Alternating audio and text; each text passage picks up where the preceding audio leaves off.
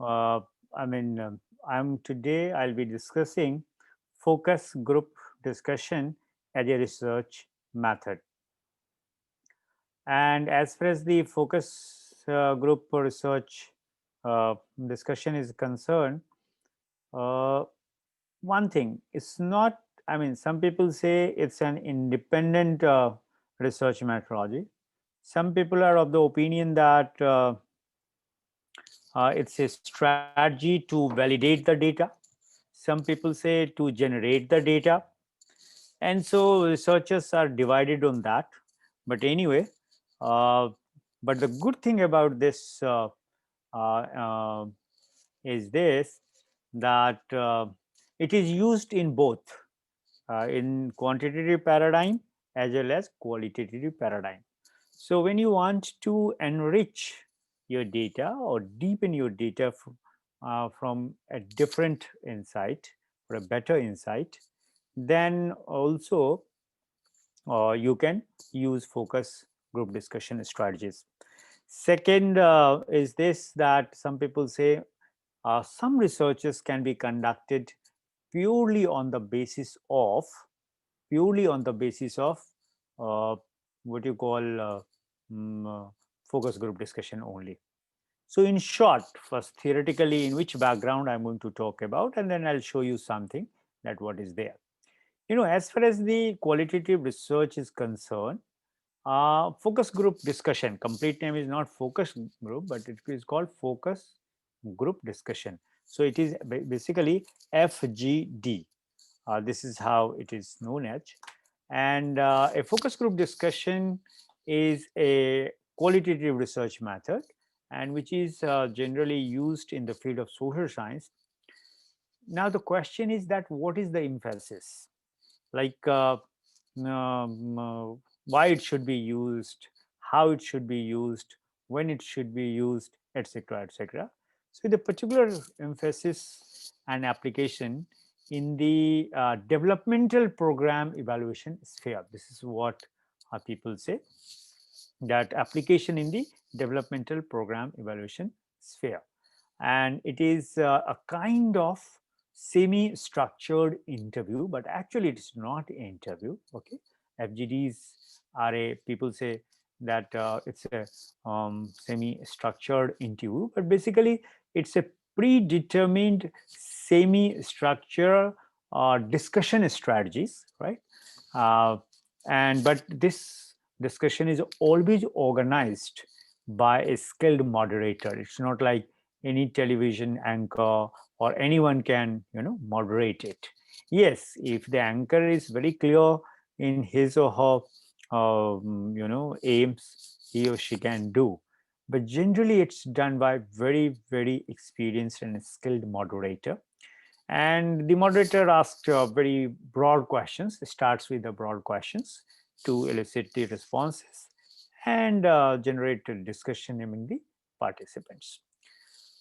Recently, I have been told that NEPA people, under the research coordinator, Professor Bhushan, they have done some studies to identify uh, needs and aspirations of the college going students.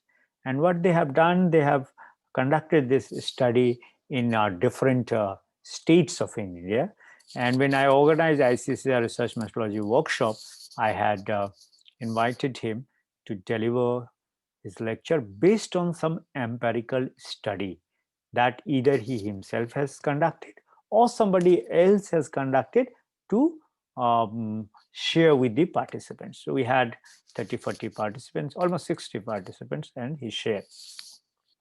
And we, organized that particular lecture jointly. So the question arises, short, when should you use a focus group discussion? Focus group discussion should be used when you need to understand an issue at a deeper level than you can access with a survey. So what survey cannot give you, right? Even if you are doing the quantitative studies using the survey method, and to understand that in a deeper way, you should use FGD, that is a focus group discussion.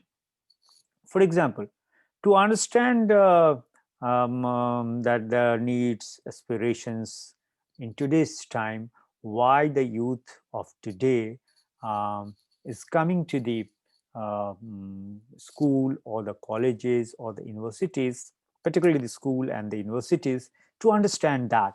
Fine, sometimes through questionnaire also, but now quantitative researchers have realized that many truth is not um, revealed through the answers given to questionnaire. So there is a need to ask them, interview them, or they should be asked to just deliberate and discuss, but not individually, but collectively, and that's called focus group discussion. Okay, so they are helpful for adding meaning and understanding to the existing knowledge, or getting at the why and how of a topic.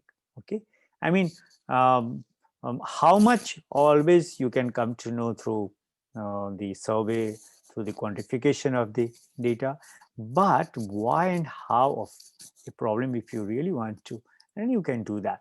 So some people says that a survey would be a very good way to learn that. For example, 65% of a population performs program A. However, FGD is a good way to learn why 65% people of the population prefer program A, not program B. As I said yesterday, that in terms of writing, you only disclose what you find ethically correct. Otherwise, you don't disclose. In addition, FGDs are a very good way, rather an excellent way, to verify that people's stated preferences are the same as their actual preferences. So they say that I prefer this. Okay, if they say that I prefer this, then you can ask them, if do you really prefer this, how and why. So there also, what you can do, you can use this. So what it does is that, okay, percentages are fine, but actually they are using or not. And just to know that in a collective manner, in a group way, you conduct this kind of discussion. So I'll give you another example. Suppose FGD's 65% of the surveyed people might say that they prefer program A and not B. However, talking to the group in a more detail might reveal that their actual preference is a program B, not program A. But they are not saying program A because of certain other reasons which they don't want to reveal through written words. So many people answer surveys with what they think the questionnaire wants to hear, okay, rather than their actual opinions. But when you speak out in the group, yeah, that danger to some extent is there in the group also, because many things you don't share in the group. But at the same time, you will be surprised that for example, suppose there are patients, they are suffering from the cancer. What do? Apart from the medical treatment and the therapy, they sit in a group which is called the support group, right? They all know that they all are going to die, but they actually share there that if they want to die, how they would like to die. Or suppose if they get the chance to survive, right, what they would like to do in the rest of the life. There are many works they have been conducted on such patients, which you call support group uh, people. So in short, Excuse me, what I, sir. yeah. Sir, actually, वो neck band ji. Oh, okay, okay, okay. I forget. Because Thank you, sir. today, nowadays, what is happening, every time I have to answer the call back, and Yeah. so I have to, instead of touching my phone regular basis, Uh, that's why I use this. Anyway, no Actually, problem. No problem. admission Absolutely. time. Okay. Absolutely. Thank Yeah, you, yeah. sir. Thank you. Absolutely no problem. So this is the one thing. What do you think? If suppose if you as a researcher or with the help of somebody else, you want to work as a moderator. Hmm. And to become a good moderator, because primarily you are a researcher, but now you have to act as a moderator. Or suppose even if you don't have to act as a moderator, but certain things are there already in your mind. On the basis of that, again you develop some, as I said, semi-structured questions, and you give it to the moderator, that okay, you generate the discussion and you just participate there. So you are acting, no,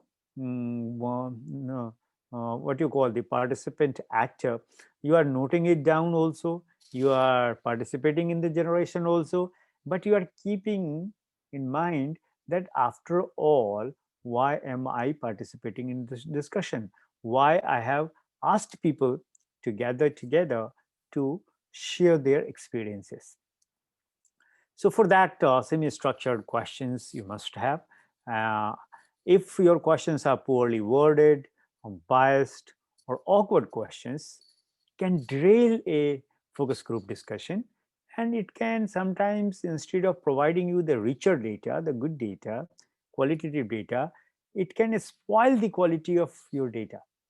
That's why sometimes no, rather I should say, in majority of the cases, it is expected from the researcher that they should know and they should be capable um, about the linguistic proficiency, right? So you need to keep the number of questions, not suppose this discussion is for 1 hour or 2 hours only. So you cannot have lots of questions. Cannot have. I think 5 to 10 questions if possible, and this will prevent the participants from getting confused or worn out by long discussion, right? Because everything has its limitation. So, and at the same time, what I would like to advise you this, that I have noticed, like in Kinnaur district, when we are trying to collect the data, and when I asked all the panchayat people to sit together, like we wanted to understand the, I mean, though it was um, a survey kind of a study, but we decided that one day we are going to invite all the participants, those who are working at the panchayat level, the sarpanch of the village, and to share, okay, some of the aged old practices of a particular tribe, and how, what is their understanding.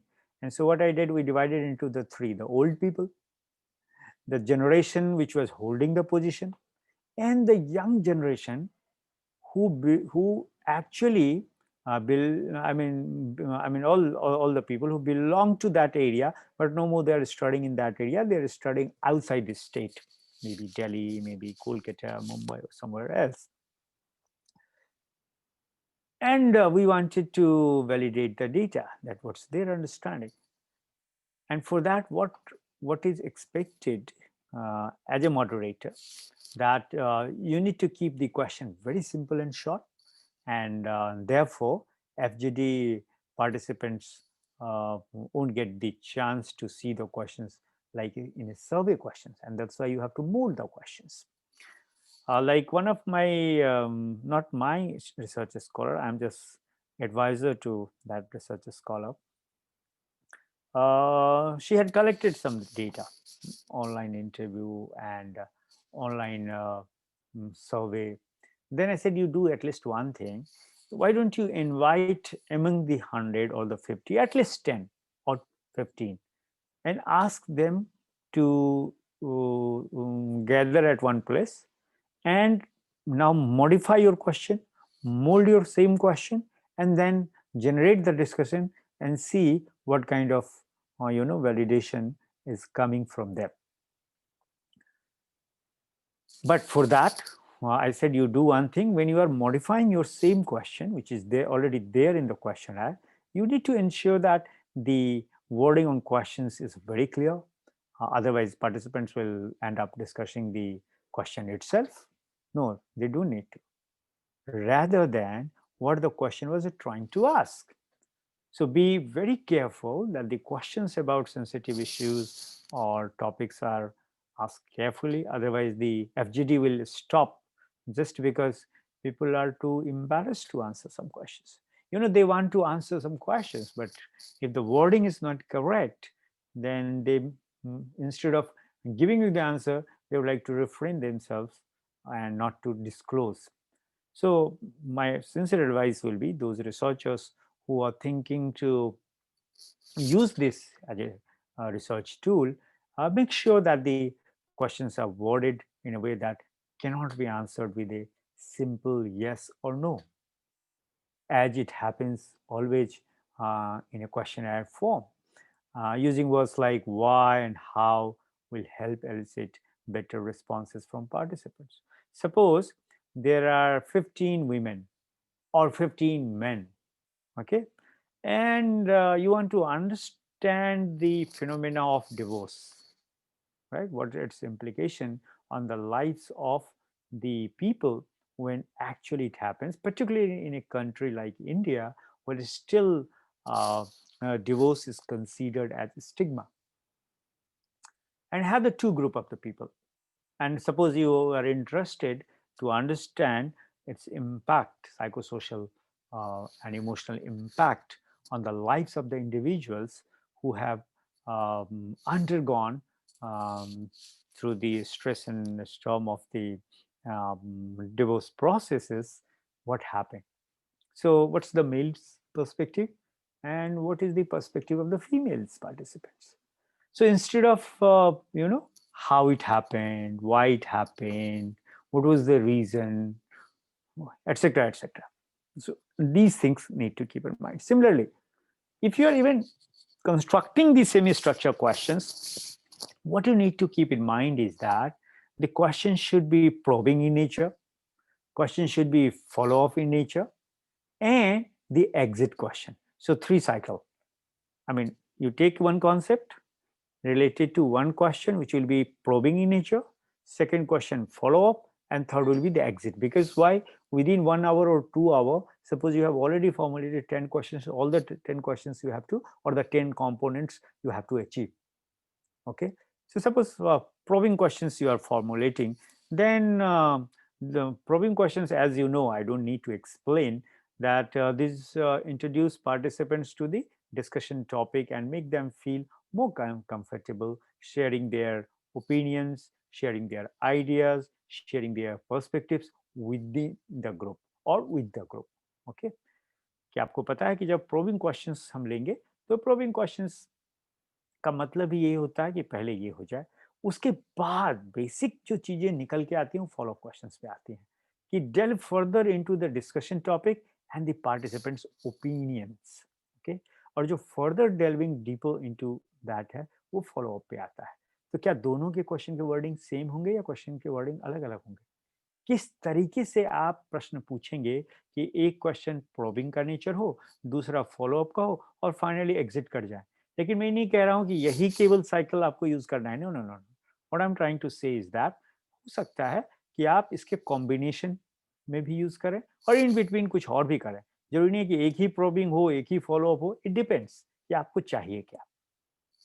Example के तौर पे आप लीजिए कि मान लीजिए कि एक इंस्टीट्यूशन है, वो दो तरह के एजुकेशनल प्रोग्राम को रन करता है, ठीक है, और उसका नाम आप दे सकते हैं program X and program Y.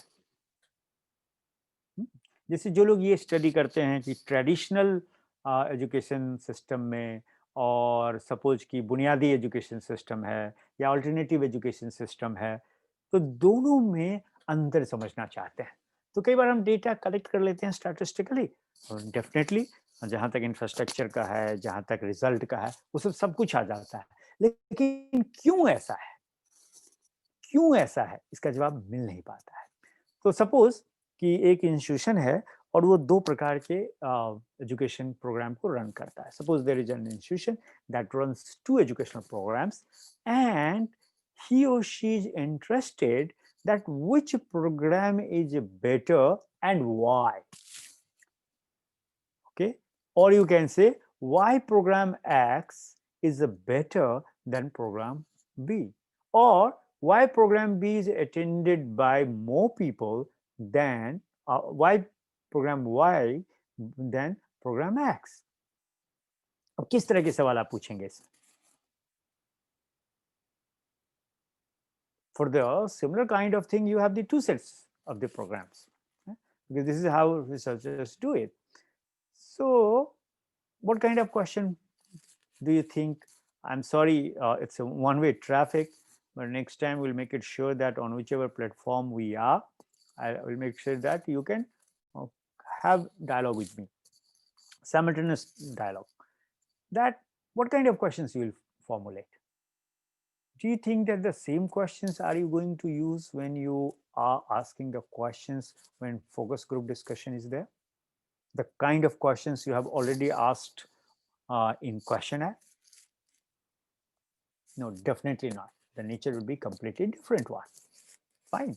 As I give you the example that the coping strategies related to learning during the COVID-19 pandemic, what we do is, what we have already done, we have done that study quantitatively, and uh, we are going to publish it. And then the second, as I said, told you, the same intention is same, ultimate aim is same, but we have changed the questions, same question, and now we are going to collect the data qualitatively, and then I'll do the triangulation. Because my purpose is not that, is this, that how people coped, how people learned during the COVID-19 period, etc. My purpose is to show to the world that when you conduct similar study in a two different mode, what kind of differences in terms of not only richness of the data, but the data conclusion, data analysis, and the data result comes out. The findings come out. This is my purpose, and that's why I'm doing this. Deliberately, we am doing this. So suppose we were talking about that there is an educational institution and he has got two institutions, or suppose within one institution he runs two kind of programs, and he or she finds that program Y has more attendance than the program X. Now he's baffled. Same people, same place, but the nature slightly there is a change. Now, to probe this, the researcher has decided that instead of asking in the form of questionnaire, we are going to collect the people, those who are attending program X and those who are attending program Y. And I'll say not only attending, you can have three sets of people. Those who have already attended also, and the methodology, or you say the techniques, the research method that this researcher is going to use is the focus group discussion. So in that case, what kind of, as I said, the three cycle questions, the probing questions, the follow-up questions, and the exit question. Now, what do you think? Should I give you 5 minutes time? In workshop, definitely we'll be doing that.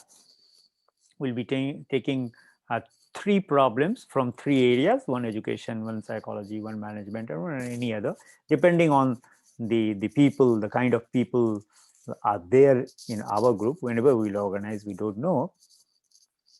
Uh, and depending on that, and then we'll be conducting. But I'll give you one example that how you will formulate your question.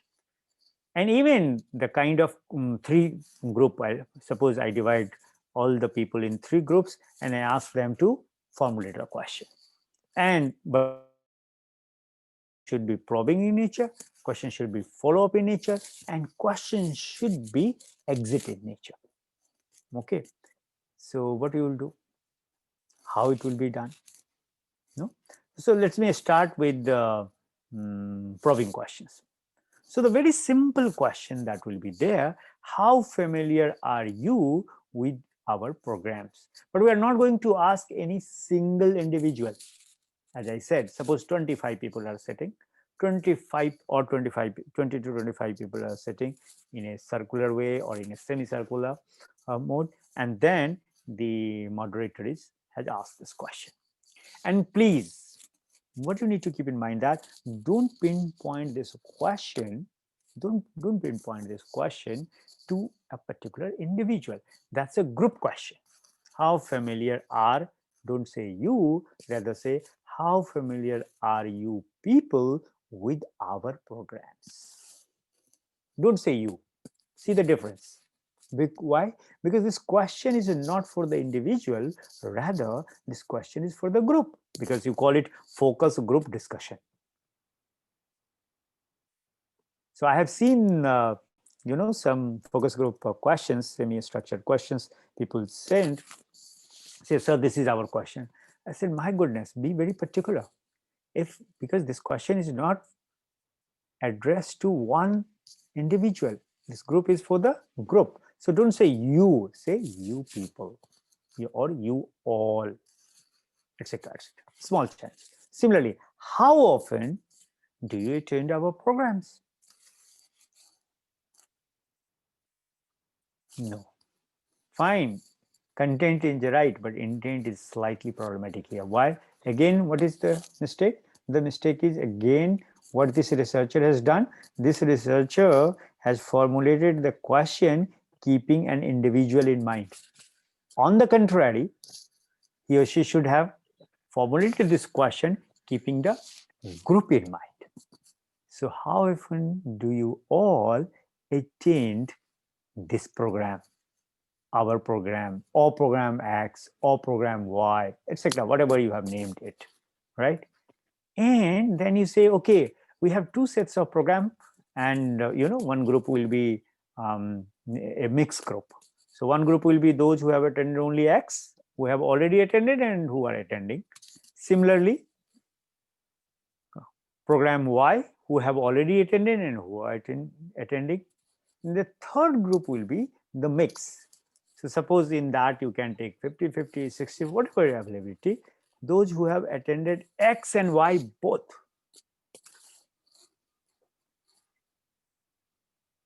Because suppose a group which has attended only program X, how can you ask this question, what is your favorite program?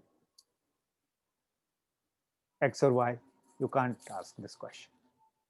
You can't ask. And that's what I'm saying. Very, very minute planning is needed as far as you are constructing the question. Similarly, follow-up questions you can design.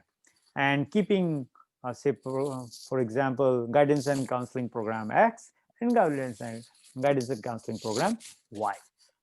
Like, in India, Praveen Malhotra, she's considered one of the celebrity in that area. She's done a lot of, she does counseling, particularly the guidance, career guide, counseling and career guidance. And she has collected data. She's done some research studies also, etc., etc. So don't say what are your, that's what I'm saying. What are your favorite and least favorite aspects of, say, example, guidance and counseling program X? Or what are your favorite and least favorite aspects of a guidance and counseling program Y? Or what influences whether you would like to attend our program X related to guidance and counseling or program Y related to guidance and counseling? It could be related to program therapy, or it could be self-motivation. It could be anything else.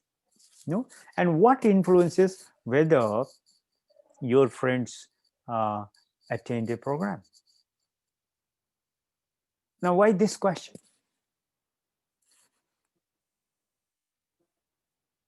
Why this question? Now, when you'll answer this question, you'll answer not on the basis of your experience, but what do you think? Why this researcher is interested in this question? Because he has to run the same program in future. So keeping the future clientele in mind, program would either be the revised, modified, or maybe instead of program X and program Y, some program Z or some program alpha or beta can be devised.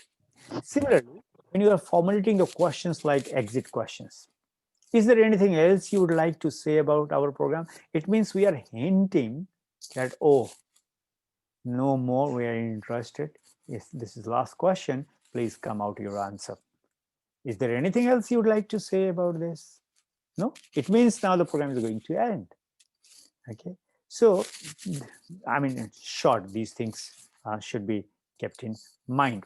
Similarly, you have to be very particular about selecting the participants. So focus group discussion involve, it could be 15 people, it could be 20 people, depending upon, like in Jammu and Kashmir, if you are going to the college, if the maximum strength is of 500, and if you have got even 10% of the total population, 50 is more than sufficient. No, sometimes 25 is more. But if you are going with the same in a state like Bihar and UP, you know the strength of the college and the university. Okay, so greater than, I mean, like in European and American scenario, anything greater than 8 to 10 is considered a crowd. But in India, why? Because maybe out of 20 or 25, 10 will not speak to you something. What they will do, they will just whisper their feeling and their understanding to the right people and say, oh, please, you speak on my behalf. But this is the point I want to contribute generally. I mean, I'm talking from the real practical problem. Okay. And secondly, the creating the homogeneity in any focus group discussion group can help participants feel more comfortable expressing their opinions. As I told you that, friends, I cannot show you the videos. I have some videos. Of course, it has been done in the area of psychology. Um, you'll be surprised, during the period of the suffering from a particular disease where the survival chance is almost zero, the kind of things they share in the group, in which almost all are suffering from the same thing, that kind of sharing is not there, including the intimate people in their life, either as a friend or the husband or the wife or the children or the colleagues. You'll be surprised to see. And that's why qualitative researchers are emphasizing on this. I would have today, had it been workshop mode, I would have shown you two kind of uh, videos, and I would have asked you, tell me why this differs. And that's the homogeneity is the key, right? And for homogeneity, what you should keep in mind, you all know. I don't think I need to tell you that what are the factors which affect the homogeneity when we organize FGT. No, some people say gender, some people say age, some people say hierarchy, and depending upon the organization, depending upon the nature of the problem, right? So you need to make sure the participants have provided informed consent verbally or ideally on a written form. Like I told them, like one of the researcher who is working in Ireland, and I told them that why don't you do one thing? You talk to the children and try to find out that what is it that motivates them to learn the uh, coding.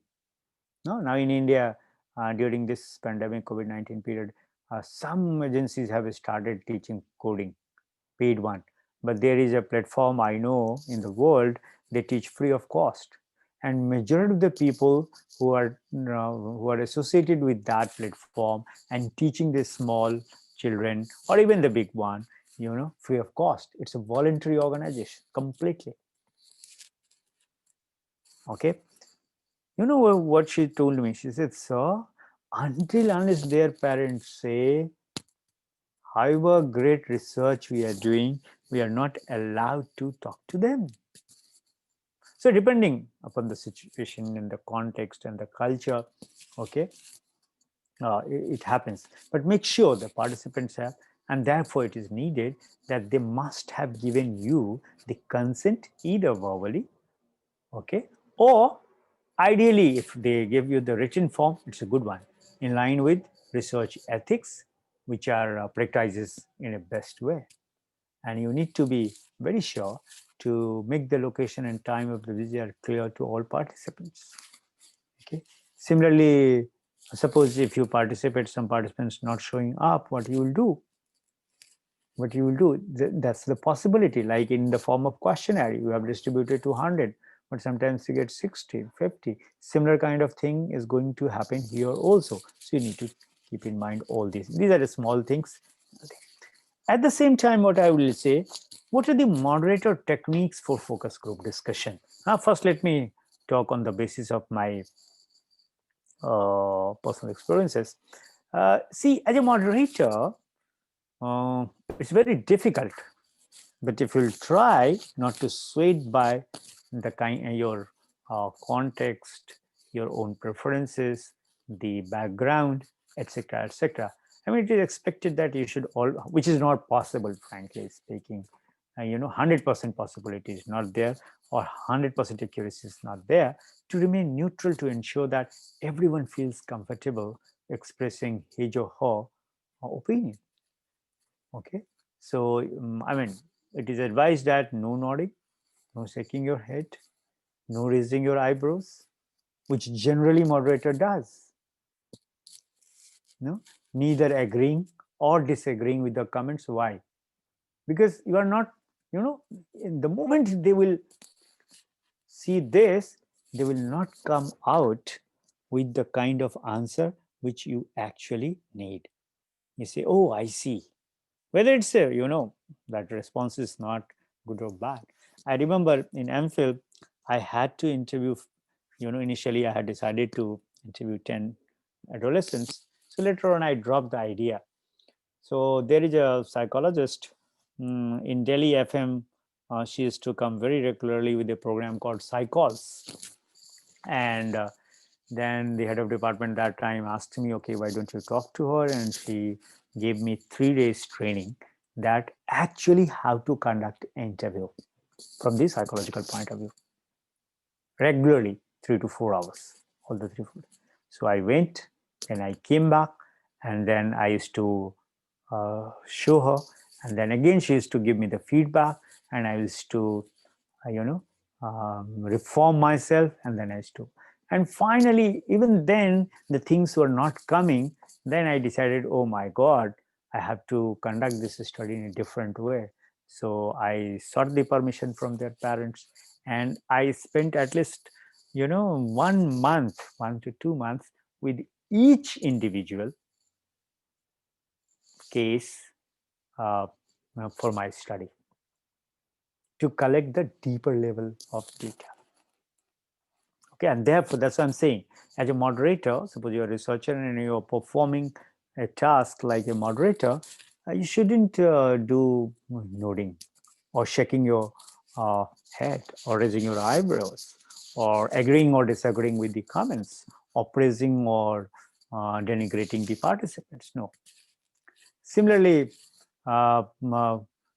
elicit further information from the shy participants with comment like, can you tell me more about that?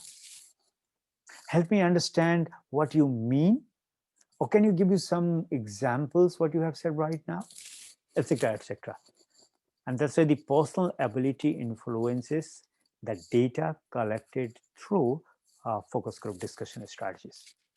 Okay. And at the same time, you'll have to learn how to deal with the dominant participants, because every group will have, depending upon the number, 1, 2 to 5 people, they would always like to dominate. But my job is not to collect the data from one individual or two individuals. I have to collect the data from all individuals, and that too not individually but collectively. And that's why please don't allow people to dominate that, right? So it's comments like, um, thank you. What do you other people think? I think that can be helpful for me. Yeah, you must have noticed that if you're teaching in the class, the best student always loves to answer, or the dominating students will always, would like to come forward. That's a good thing. But sometimes you have to, just give opportunities to others, not discouraging, but say, oh, thank you, others answer will also help me to understand what we are discussing. So you need to learn how to, you know, deal with the dominant participants. And for that, what you need to do, not in a planned way, but you'll have to learn how to act spontaneously, depending upon the situation, if it is needed at all. So if the conversation goes in an unexpected but productive direction, suppose, go with it and ask questions that were not on the initial questionnaire. It's not necessarily that you have already formulated, keep in that mind, no, no, no, first let me complete this question and then I'll go to, because in discussion, you can't be sure about that, because the purpose is to probe deeper into the topics and the ideas, as long as the information being gained is valuable for us, no.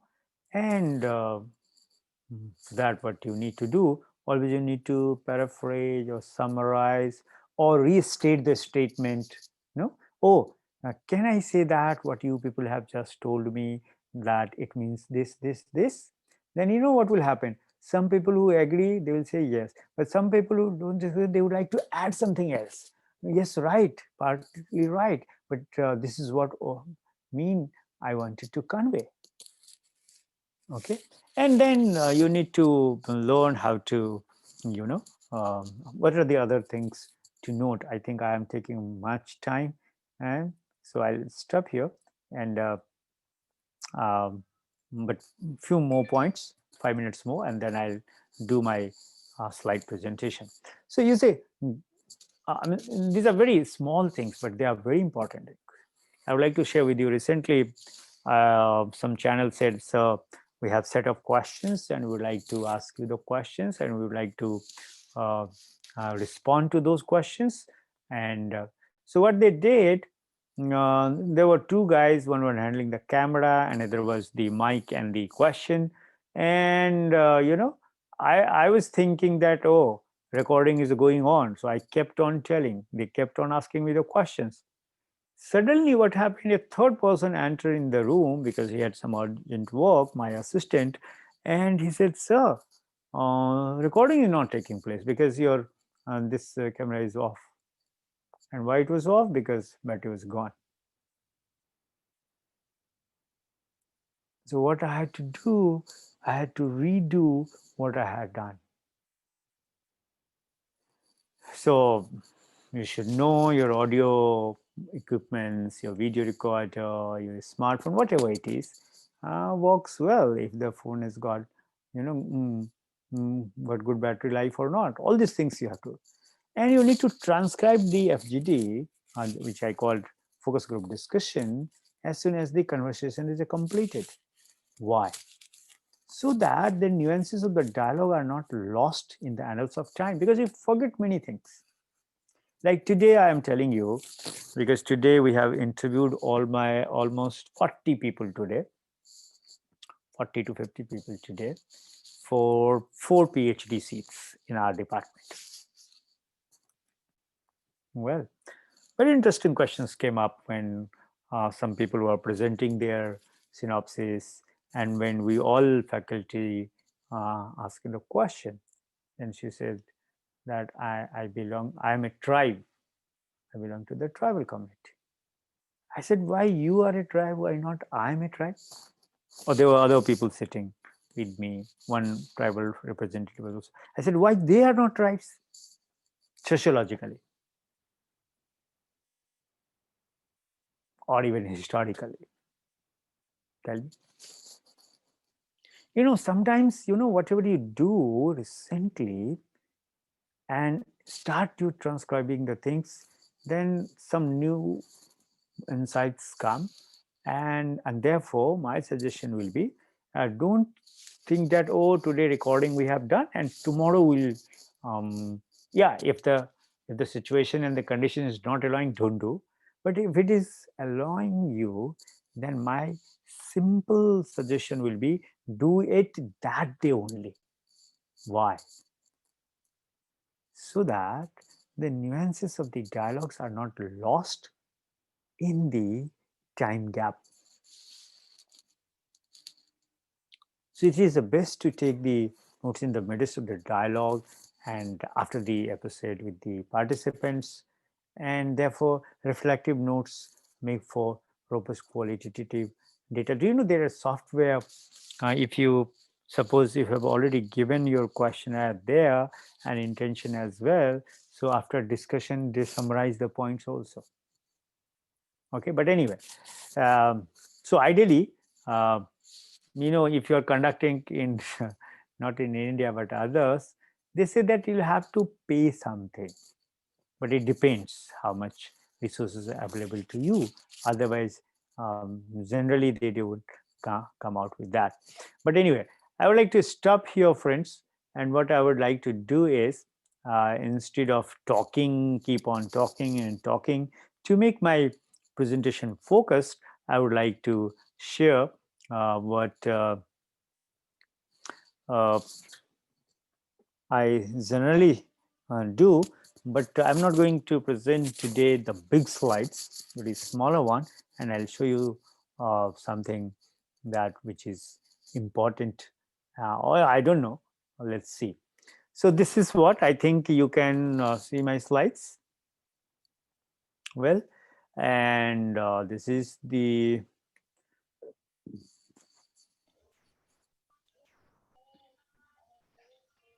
well.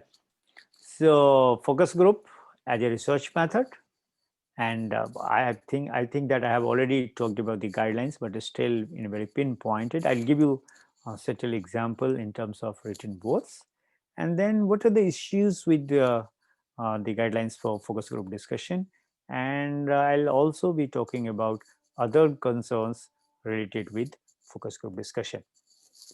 So as I said, friends, focus group or group interviews, some people say it, but they are not interviews actually, are employed in multiple ways, and they are used for particularly, this research methodology uh, became very popular among the researchers related to market products.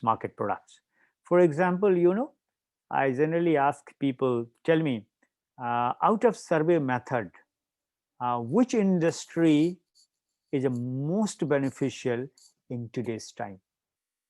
In today's time means in the last 15 years, or 50 years, or 60 years, or 70 years, or even in last 20 years.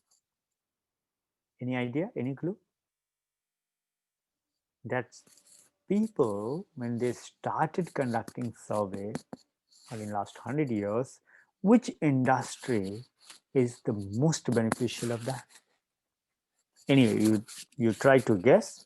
By the time I go ahead, maybe in the end, I'll talk about. So they are particularly, there was time when they were used for market research to test and develop the products. As I said, educationally, like if I'm running two programs, or two kinds of B.Ed program, or two kinds of M.Ed programs, or two kinds of distance mode programs, or anything, two, three kinds of things are there, then which one is better? And why it is better for some people and why it is not better for some people?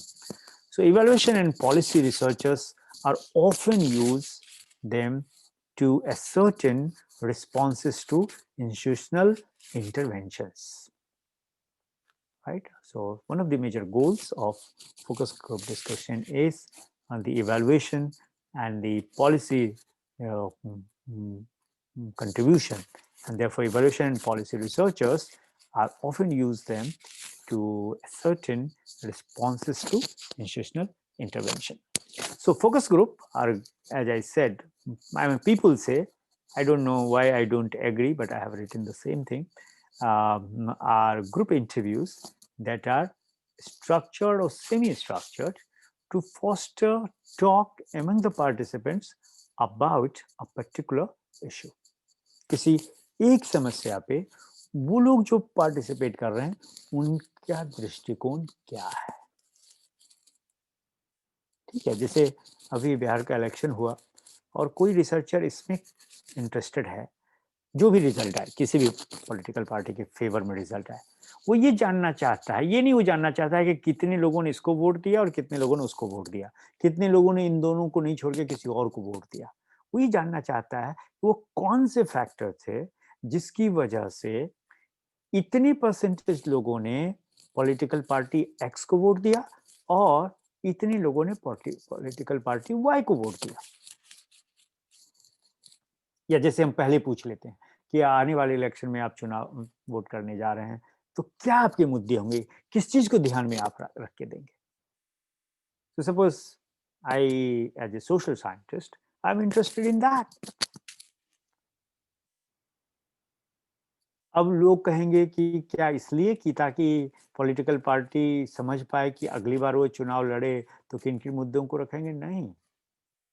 इसलिए भी हो सकता है कि आखिर अब जो pattern of voting है, ठीक है, वो किन किन फैक्टर से इन्फ्लुएंस होता है, समाज के वो कौन से फैक्टर्स हैं, समाज के वो कौन से इशू हैं जो डोमिनेट कर रहा है। क्या सच में जो ये बात कही जाती है इंडिया में कि भारत के लोग, और खासकर बिहार और यूपी के बारे में कहा जाता है, हालांकि ये सभी स्टेट के बारे में, राजस्थान में भी मैंने वही चीज देखी है, हरियाणा में वही चीज देखी है, और मेजोरिटी ऑफ द स्टेट में होता है कि लोग अपने कास्ट को वोट नहीं करते हैं, they cast their vote on their caste only. ये कहा जाता है भारत के बारे में, they cast their vote on their caste. अगर ये सच है या झूठ, और कहां तक ये सच है, तो डेटा से तो ये पता चलेगा कितने लोग ऐसा करते हैं, क्या करते हैं, लेकिन क्यों करते हैं ऐसा, पहली बात।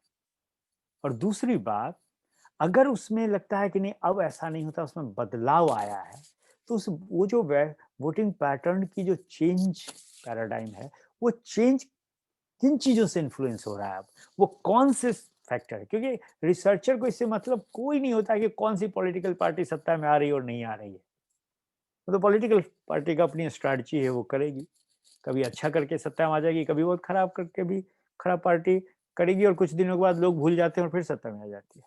नहीं, हम एज ए रिसर्चर, अगर हम सोशल साइंटिस्ट हैं और हम वोटिंग पैटर्न के आधार पर समाज को समझना चाहते हैं कि उनकी प्रेफरेंसेस क्या बदल रही हैं, उनकी पैटर्न किन चीजों से हो रही, तो हम वो स्टडी कर सकते हैं। And that's why you have to ask them to discuss on a particular issue. So people are brought together and encouraged to talk about the subject of the interest. आप नहीं थोपेंगे, क्या आप इस पे बात करना चाहेंगे? That's what I'm saying. Homogeneity बड़ा मुश्किल है, क्योंकि आप बहुत अच्छा रिसर्च कर रहे हो लेकिन लोग उस पर नहीं बात करना चाहेंगे, तो एफजीडी सक्सेसफुल नहीं होगा। लेकिन हाँ, छात्र क्यों आना चाहते हैं, छात्र की क्या नई अपेक्षा है आज के एजुकेशन सिस्टम से। छात्र जब एक कॉलेज आता है या विश्वविद्यालय आता है या महाविद्यालय आता है, तो क्या उम्मीद करता है, उसको क्या मिलेगा। जैसे मैं आपको कहता हूँ, जो लोग एजुकेशन के लोग जुड़े हैं, पता है हमारी भी यही फीलिंग हो रही थी कि हमने तो ऐसा बीएड में कुछ भी नहीं सीखा या कुछ भी नहीं सीख पाते हैं जिससे पता चले कि हम बेटर टीचर बन गए। Or at MAd level, when we study research, it doesn't appear that we have learned certain things which have made us to become a better researcher. Why?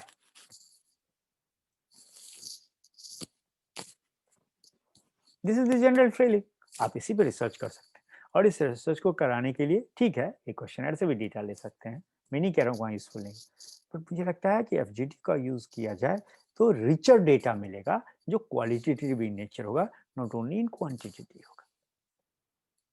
Okay, so they are used to stimulate talk from multiple perspectives from the group participants, so that the researcher can learn what the range of views are. मैं range निकाल देना आप stats में भी, measure of variability का सबसे crude तरीका क्या है, रेंज निकालते हैं ना आप, सबसे क्रूड वही है वेरिएशन जानने का, या मेजर ऑफ वेरिएबिलिटी तो लगाते हैं आप। उसके बाद क्वार्टाइल है, एवरेज डिविएशन है, स्टैंडर्ड डिविएशन है, क्वार्टाइल डिविएशन है, परसेंटाइल, बहुत सारी चीजें, लेकिन सबसे क्रूड तो वही है।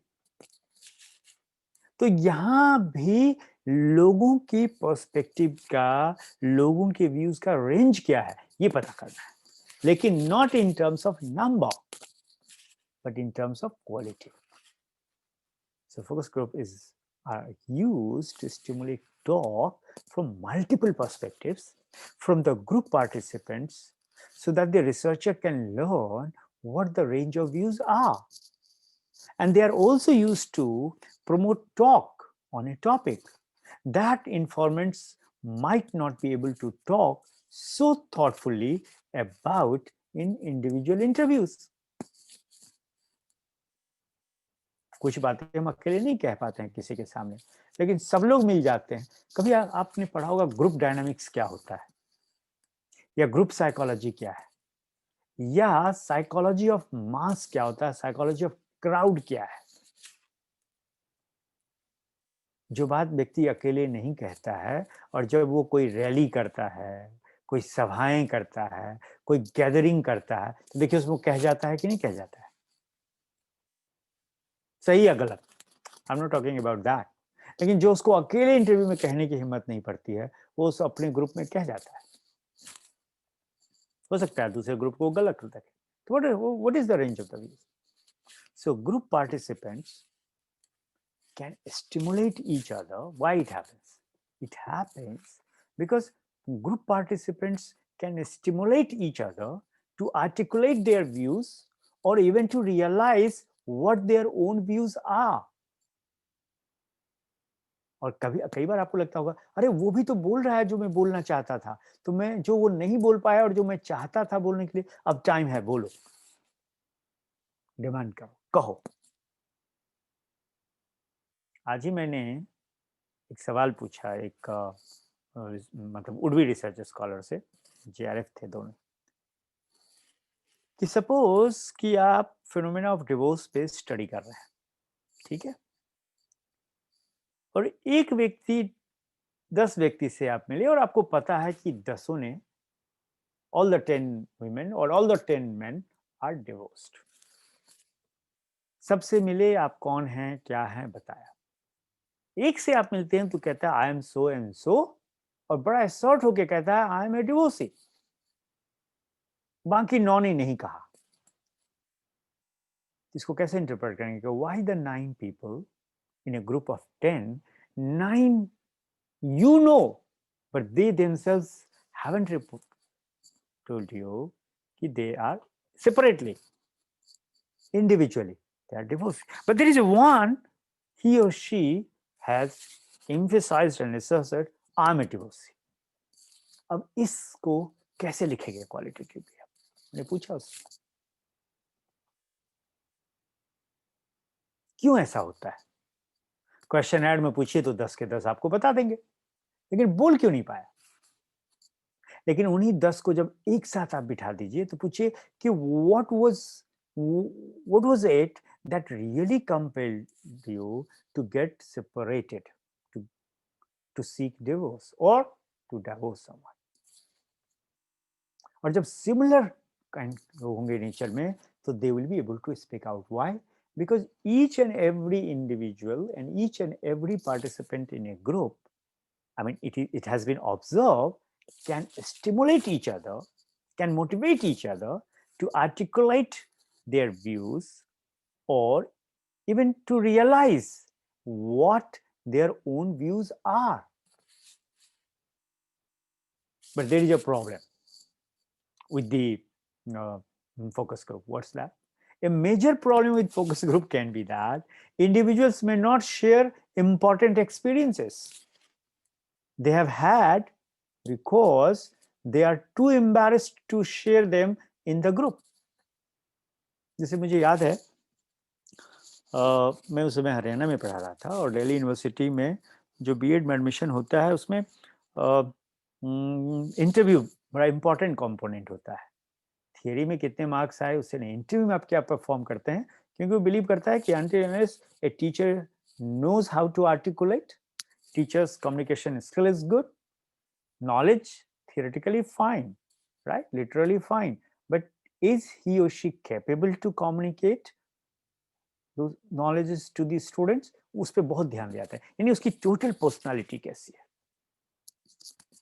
तो हमारे सीनियर थे, उन्होंने हमें भी पढ़ाया हुआ था स्टैटिस्टिक्स। तो उन्होंने पूछा कि क्यों आप करना चाहती हैं अब 8 साल के बाद या 10 साल के बाद BEd? You are an engineer, you are a, उसने दोनों ही क्या रखे। तो कहा कि I am not able to give time to my kids. कहा क्यों नहीं कहा टाइम दे पा रही हैं किड्स को? बोला I am divorced. Why did you get divorce? जैसे होता है हमारे समाज में, क्योंकि डिवोर्स तो स्टिग्मा है। उसने कहा अब जनरली आप पूछेंगे तो लोग ग्रुप में ये बात नहीं बता पाएंगे। But what she said, I would like to share because I'm not disclosing the identity, so I can share. She said, my husband became homosexual. So I got divorced, I got separated. And now I think my top priority is to take care of my children. So I think I don't have enough time to work in a factory or in a business organization, which demands 8 to 10 or sometimes 12 hours of job. And that's why I want to be a teacher now, because financially I'm well up. But at the same time, I want, if I become a teacher in a good public school in Delhi, I can take care of my children. And that's why I told you, generally अगर ऐसा होगा तो देखिएगा कि नहीं बताएंगे group में कि इस कारण से उसकी सेपरेशन हुई या इस कारण से उसका डिवोर्स हुआ। एंड दैट्स व्हाई आई से कि हाँ, ये बात सच है, that every participant can stimulate each other to articulate their views, not only to articulate, friends, even to realize what their own views are, but also, but there is a problem. ये इसकी strength है, लेकिन weaknesses भी है. A major problem with focus group can be that individuals may not share important experiences they have had because they are too embarrassed to share them in the group. मान लीजिए आप homosexual का interview ले रहे हैं, तो कुछ ऐसे एक्सपीरियंसेस हैं जो ग्रुप में नहीं बता पाएंगे, ये है उसकी। लेकिन कुछ ऐसी बातें हैं जो इंडिविजुअली वो आपको नहीं बताएंगे और ग्रुप में बता देंगे। तो मैंने बताया ना कि कोई मेथोडोलॉजी अपने आप में कंप्लीट तो होता नहीं है, सबकी अपनी स्ट्रेंथ और वीकनेसेस होती है। ओके, मैं आपको कुछ एग्जांपल स्क्रिप्ट के दिखाता हूँ। And I am talking about the guidelines for focus group discussion. ये मेरी किताब से ही है, ठीक है। तो टाइप करने का नहीं मौका था, तो हमने स्कैन कर लिया और रख लिया। Okay, guidelines for focus group discussion, an example of A script. और देखिए कि कैसे 5 चरणों में ये चीजें होती हैं। फर्स्ट, क्या गाइडलाइन है जिसको हमें ध्यान में रखना है। हालांकि मैं ज्यादा बातें कर चुका हूँ, लेकिन फिर भी pinpointedly, what are the guidelines if you have decided to conduct your research using this method that you need to keep in mind. First, there are no right or wrong answer, जो मैंने कहा था कि आप नहीं करेंगे। We are interested in understanding perspectives. Suppose हम gender और एजुकेशन को लेकर स्टडी कर रहे हैं, आज एक आई थी वो जेंडर और एजुकेशन को लेकर, किसके लिए? तो प्राइमरी स्कूल में। मैंने पूछा भी था, what is difference between difference among the 3 different shades of the concept of the gender: philosophical, sociological, and psychological.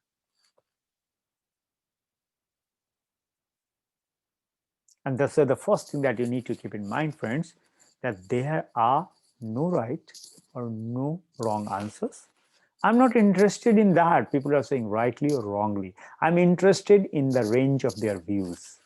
So we are interested in understanding perspectives about gender and education. Second, you shouldn't feel that you have to agree with everyone else in this group or in this room if that's not how you really feel.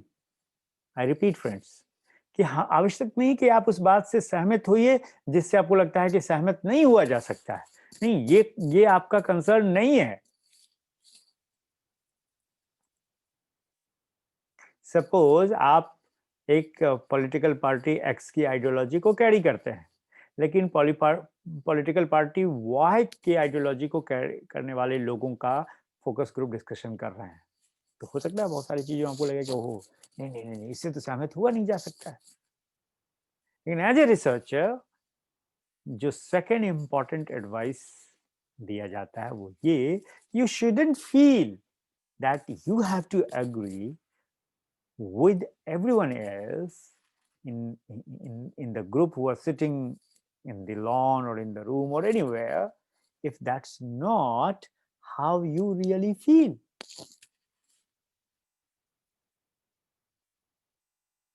So suppose there are 50 people in this room, so you expect that people will have different views, and it is important that we learn about all of the views that are experienced here.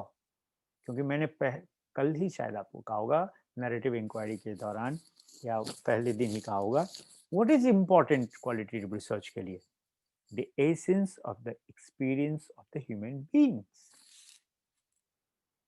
तो suppose कि आप group discussion कर रहे हैं और 50 लोग बैठे हैं आपके किसी कमरे में या लॉन पे या कहीं भी, so there are 50 people in this room, so we expect that people will have different views, definitely as many people so many views।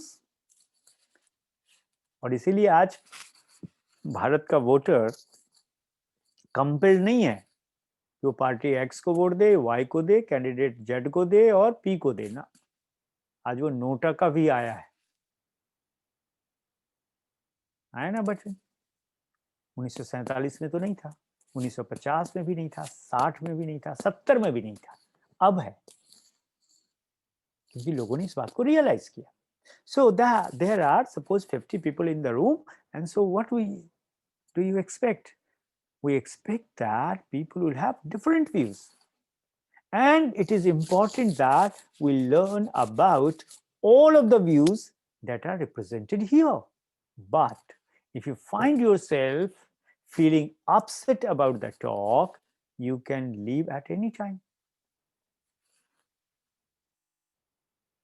ये बात उनको बता देना है कि आपको भी एज ए रिसर्चर भी, और जिसके बीच में ग्रुप डिस्कशन हो रहा है उनके लिए भी, कि कोई जरूरी नहीं है कि आप बने रहिए और आपकी ही व्यूज को सारे लोग कहें, सब अलग अलग कहेंगे।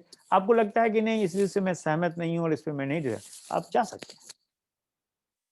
Third guideline for focus group discussion is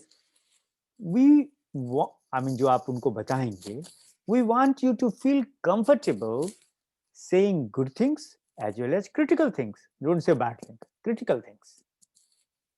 Jaise, if you remember, last to last day, what did I say day before yesterday? I said people say, oh, election is a Mahaparv to celebrate the democracy. No? Or election hota kya? Voting. So people say, oh, voting is a right to you. You feel empowered that you can elect the people. Now change the discourse. Do you think that the voting is really a power? For me, people like me, if I look at this phenomenon critically, I find no, voting is not power of the individual citizen. Voting is particularly a method with the help of which you disempower yourself and you give your power to someone else. Think ideally. Think critically. Think in larger context, not the smaller context. Think in larger perspective. And people like me and others come to this. But I am not advocating that therefore people should not vote. No, what I'm saying, we need to think about the alternatives of the kind of voting system that we have today.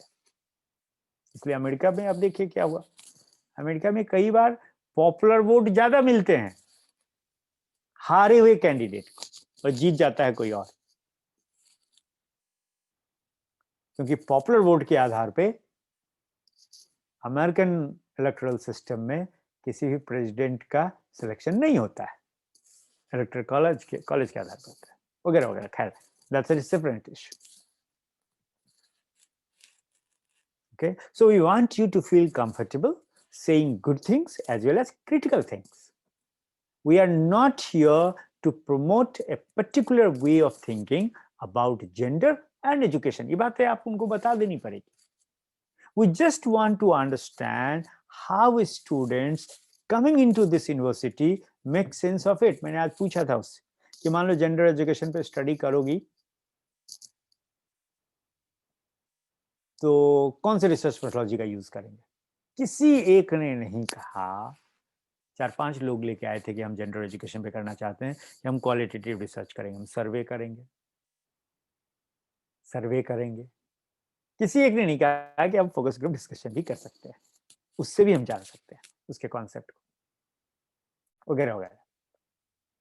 तो ये बात तीसरी guideline group में आपको focus group के लोगों को बता देना पड़ेगा. We just want to understand how students coming into this university और coming to this college or coming to this institution make sense of it. That's it. हमारा interest इसी में.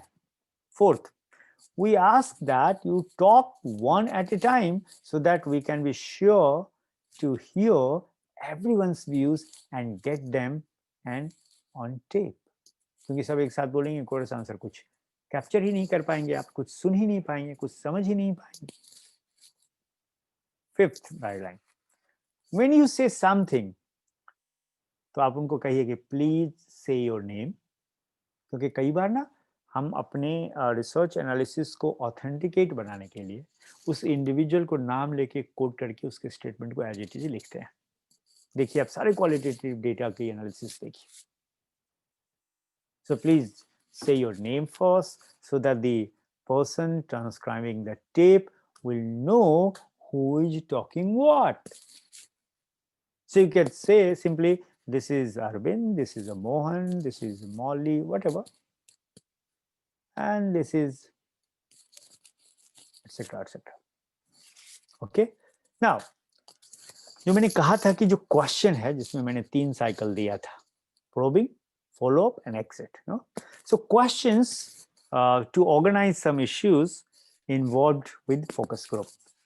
पहला, have you chosen a topic that will evoke multiple perspectives and on which informants can bring their individual experiences to bear? ये पहली बात याद रखनी. I repeat, have you chosen a topic, जिस टॉपिक पे वो लोग डिस्कशन करेंगे participants, that will evoke multiple perspectives? क्योंकि उसी के लिए सुटेबल है. जिसमें सिंगल पर्सपेक्टिव चाहिए आपको तो आप कर लीजिए सर्वे, आप कर लीजिए क्वेश्चन है. And on which informants can bring their individual experiences to bear. जैसे ट्रांसजेंडर होना, तो क्या लगता है कि ट्रांसजेंडर एज ए ग्रुप सबका एक्सपीरियंस एक होता है? नहीं, अलग अलग होता है. तो उसको कैसे कैप्चर करेंगे? वरना लोग सुनते हैं हाँ ये सब फलाने ग्रुप के लोग हैं. Second, have you developed a strategy to emphasize to informants that their ideas will be valued and that what they say in the group will stay confidential? जैसे हम मतलब आपको ये देना होगा कि ग्रुप में ही आप कह रहे हैं लेकिन ये बात नहीं रहेगी. इवन हम आपको कोड करते हैं तो रियल आइडेंटिटी हम नहीं करेंगे बशर्ते कि आप इजाजत ना दे दे. इंडिया में आप देखिए कि उस एक्ट को रिवाइज करने में कितना टाइम लगा. Next, will you be able to build groups that have diversity among the participants? अगर ये सब काम आप नहीं कर सकते हैं तो आप फोकस ग्रुप स्ट्रेटजी को मैं तो ये कहूंगा मेथोडोलॉजी को यूज नहीं करिए. Next, how will you plan the sequence of the group from introductions to developing rapport to structuring the group's talk? Right? अच्छा, एक एग्जांपल देते हैं कि मैंने कहा था कि मॉडरेटर की भूमिका करना है, तो एक एग्जांपल आपको देता हूँ, यह है मेरी किताब में, आप देख सकते हैं। Opening A script for facilitators of vocabularies of gender focus group. कि कैसे आप स्टार्ट करेंगे। मान लीजिए आपने सोचा कि नहीं, किसी और को मैं मॉडरेट करने नहीं दूंगा, मैं ही मॉडरेट करूंगा। हालांकि अच्छा हो कि आप मॉडरेटर किसी और को ले लें। मैं आपको सच कहता हूँ, मेरा एक्सपीरियंस अब तक तो यही कह रहा है, जितने भी 2-3 ग्रुप के साथ मैंने फोकस ग्रुप डिस्कशन ऑर्गेनाइज किया और किया। But anyway, it's entirely up to you, because you as a researcher know it better कि क्या सुटेबल होगा। आप स्वयं मॉडरेटर का काम करें या किसी को हायर कर लें या किसी को कहें, that I am leaving up to you. I'm just giving you an example because I would like to conclude today slightly early. Hi everyone, thanks so much for coming. We are interested in how women's ideas about gender may change while they are in college. This means that we have to look at what you know when you come here and how your views change while you are here. We are thinking of gender in quite simple ways at the moment, defining it as what it means to be women or man, because gender के लिए दोनों important. But we are not investigating opinions. We are interested in how your ideas are grounded in your individual experiences. That means we want to talk about specific experiences you have had, things that have caught your interest, and routines that you follow. We are interested in details that might seem unimportant to you, and we would really like your stories. We have developed a series of preliminary questions that all of us will start out following, but we'll also let the tone of the group determine where the questions will go. अगर आप unstructured focus group discussion कर रहे हैं, similar kind of script depending upon your topic, nature of your research problem, depending upon your group, आप create कर सकते हैं script, और स्क्रिप्ट लिखिए और दे दीजिए मॉडरेटर को, जैसा कि होता है। जो लोग भी मॉडरेट करते हैं, तो मीडिया हाउसेस में खासकर क्या लगता है आपको, जो मॉडरेट करता है वो सारे प्रश्न उसके होते हैं? नहीं, नॉट नेसेसरी। वेल, मैंने कहा था कि आप वर्बल ले लीजिए श्योरेंस, और बहुत ही अच्छा हो कि आप रिटन ले लीजिए, प्रॉमिस ऑफ कॉन्फिडेंशियलिटी जिसको कहते हैं। तो देखिए, एक नमूना मैंने आपके साथ सामने रखा है कि this form is intended to protect the confidentiality of what members of this discussion group say during the course of this study, vocabularies of gender. मान लीजिए यही हमारा स्टडी है। Please read the following statement and sign your name indicating that you agree to comply. और देखिए हमने language लिखा है, I promise that I will not communicate or talk about information discussed during the course of these focus groups with anyone outside of my fellow focus group members and the facilitators.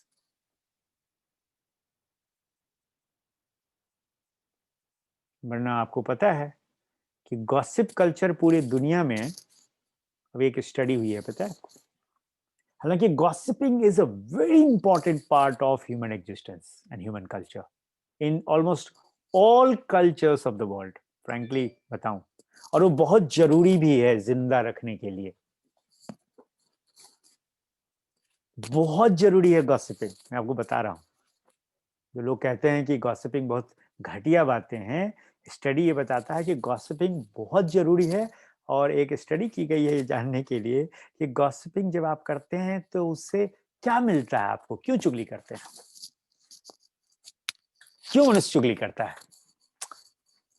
भाई हम तो एक आम व्यक्ति क्या करता है, समाज एक स्वीपिंग जनरलाइज स्टेटमेंट देता है चुगली करना खराब है, लेकिन कभी सोचा कि अगर ये इतना ही खराब है तो लोग आखिर करते क्यों हैं, क्या क्या कारण हो सकते हैं उसके।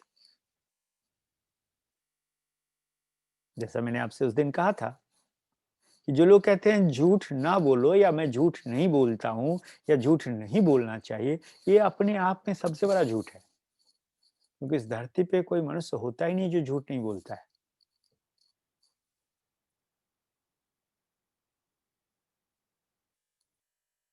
मनुष्य तो छोड़ दीजिए, ईश्वर भी को भी झूठ बोलना पड़ता है।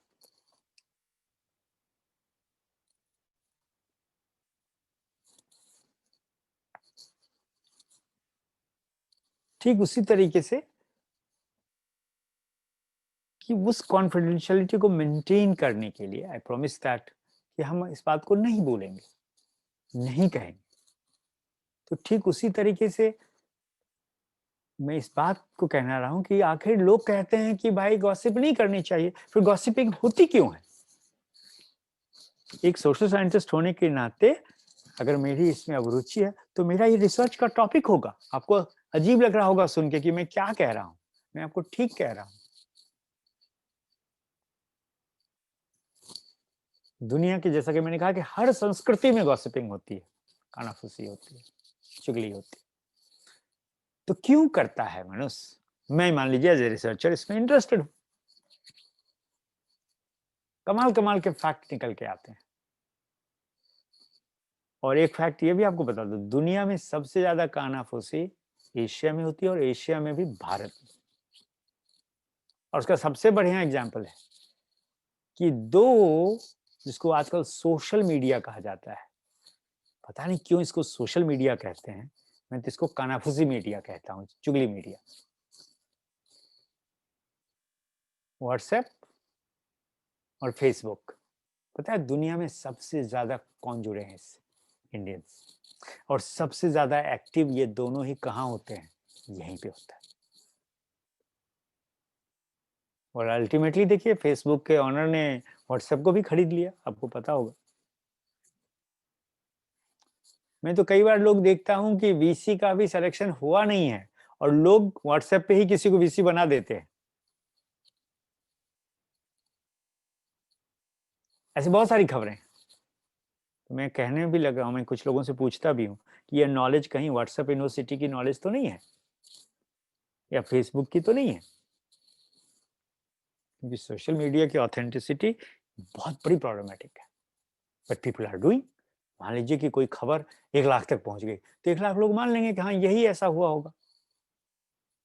इसलिए आप देखिए कि चैनल पे फेक वायरल वीडियो का एक एपिसोड अभी लोग चला रहे हैं कि जो वायरल हुआ वो फेक था या सही था। देखिए काम जो मिल गया उन लोगों को। अभी सब काम कौन दे रहा है, यही दे रहे हैं। बट एनीवे, मैं चाहता हूं कि लोग डिस्कशन करें और लोग बताएं कि कानाफूसी जो कि एक नेगेटिव क्वालिटी मानी जाती है किसी भी समाज में, तो आखिर लोग करते क्यों हैं, इस पर डिस्कशन करिए। नंबर 1। नंबर 2, होता क्या कि ग्रुप में आपने कोई बात कही और ग्रुप जब खत्म हुई, अरे पता है फलाना ये कह रहा था, फलाने ने ऐसी बातें कही। And that's it is very important कि जो पार्टिसिपेंट आपके आप I mean all the participants whom you have invited in a focus group discussion, आप उनसे कॉन्फिडेंशियलिटी का ये ले लें that I promise that I'll not communicate or talk about information discussed during the course of these focus groups with anyone outside of my fellow focus group members and the facilitators. क्योंकि कई बार तो ये होता है कि एक ही दिन में तो बात होती नहीं है, आपको 8 दिनों तक ऑर्गेनाइज करना पड़ता है, 10 दिनों तक ऑर्गेनाइज पड़ता है और वही मेंबर रखते हैं आप। This happens. क्वालिटेटिव का डेटा लेना बड़ा मुश्किल है। सो I would like to conclude with this, as I said, friends, because I have a little urgent work today, so I decided to keep it uh, small, but still I'm not uh, going 15 minutes we can discuss, but yes, by 7:15 I would like to stop here. So finally, what I would like to say as a researcher, as a moderator, you have to see yourself as a participant at the same time as a facilitator.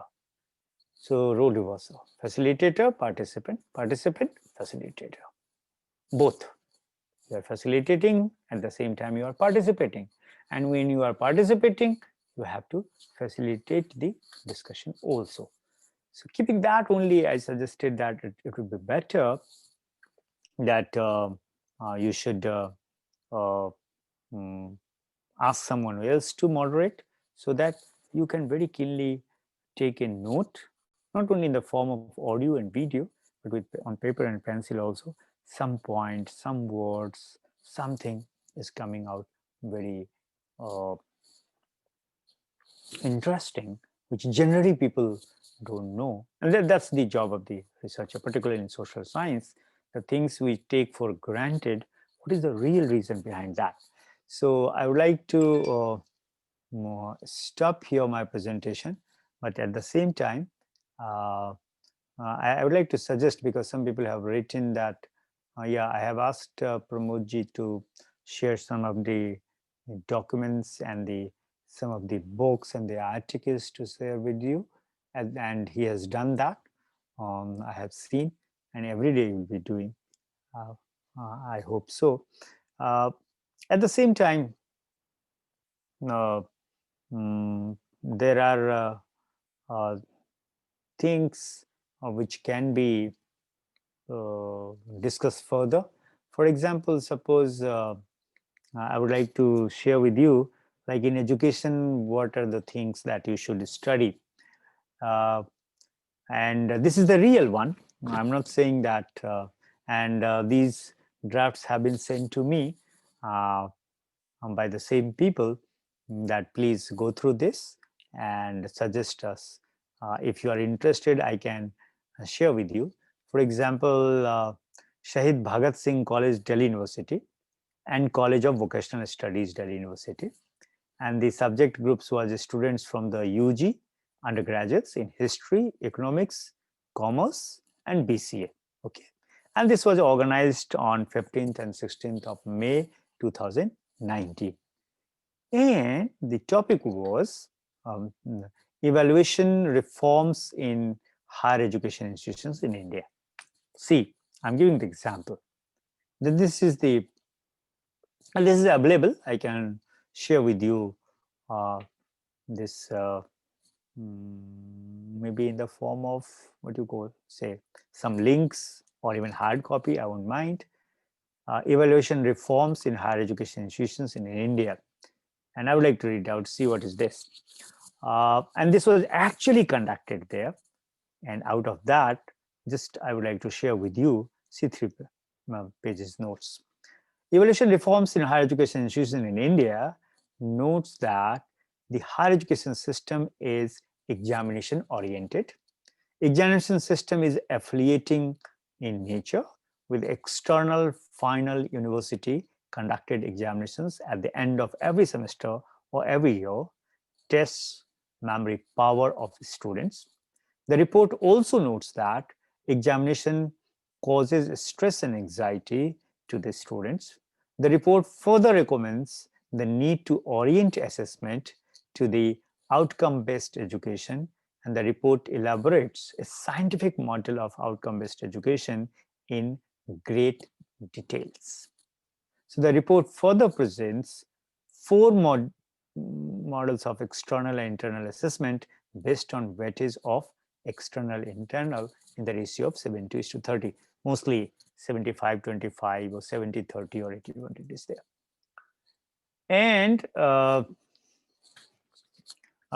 mean, out of the discussion, when this discussion was organized, uh, and see, when this focus group discussion was organized, keeping this in mind, and the rationale of the focus group discussion is to understand student satisfaction from the reforms relating to internal assessment. So this was the topic. So students informed that, see, out of when it was organized, when it was recorded, when it was transcribed, and see how report is written. So students informed that internal assessment consists of class test 10 marks, assignments or presentation 10 marks, and attendance 5 marks. External assessment consists of end-term examination of 70 marks. After 50% of syllabus, the class test is conducted by the teacher. Generally, within 2 to 3 days, the marks are pasted on the notice board. There is hardly any practice of showing the answer sheets to the students. I mean, in those two colleges, I'm not talking about my university, or there are the university like Ambedkar University, we show it. And majority of the central university that I'm talking about, the colleges. Maximum number of the students get the marks in the range of 7 to 9 out of 10. This is what the students have reported. Okay, minimum 7 and maximum 9 in the entire. Right? In the case of assignments, student noted that answers are generally given through the cut and paste method, though this may not be true universally. But this is what they reported. In some cases, students are allowed to improve the marks through the rewriting of assignments, yet largely there is no practice of showing the mark sheets. Test is considered difficult for a student than the assignment. Presentation instead of assignment is also followed in some cases and is considered more challenging as students have to work hard. Presentation is helpful as it encourages students to think and improve communication skill. Lastly, however, it is avoided on the ground that it takes a lot of time. The suggestion of the student was that class tests should not test the memory power or bookish knowledge. Class test as well as assignments should relate to application of knowledge. Look here. Before this report was written, which is available now, you can read free of cost. These things people used to say, educationists used to say, parents used to say, no? But now on the basis of the research, using this focus group discussion strategy, the researcher is writing the summary of that. Okay, and as I told you, it happened on 2 days, 15th and 16th of May 2019. Well, so external assessment at the end of the semester of 75 marks, because the pattern of question continues to test the memory power of the students. Hence, if the internal assessment also tests the memory power of the students, they argued, they means the group argued, of what use is the continuous assessment, except the fact that students are engaged throughout the semester and finds no time for many co-curricular activities and extracurricular activities. I mean, we education people don't use extracurricular activities. We find everything is the co-curricular activity. It's true, but they were the, economists and others, so they have written this language. Students feel overstretched throughout the semester with overloaded syllabus. Nothing has been written here on the basis of what people think, but on the basis of what that group has reported. Current generation students look for, so now the researcher is saying, current generation students look for varied undergraduate experience with peers in the college, not limited to the theoretical knowledge. And then see further how, after the discussion is written, I'll give you another example. There are diverse groups of students with varying opinions. There are students who favor the continuation of internal assessment with a great innovation in terms of quiz, group discussion, poster presentation, activity-based assignments, internship opportunity, peer reviews, etc. Students reported when they were asked, what do you think? How internal assessment should be organized, conducted, which could evoke interest in learning. Students said this. There are students who pointed out that Syllabus at the university level is a fixed, and teachers find it difficult to incorporate any change. I mean, not in all universities. I would like to share with you an example. When I was with the Central University of Himachal Pradesh, Dharamshala, as a dean, we had decided that 20% of syllabus you can modify as a teacher. 6 months before, whatever, because there every teacher is allowed to develop his or her own syllabus.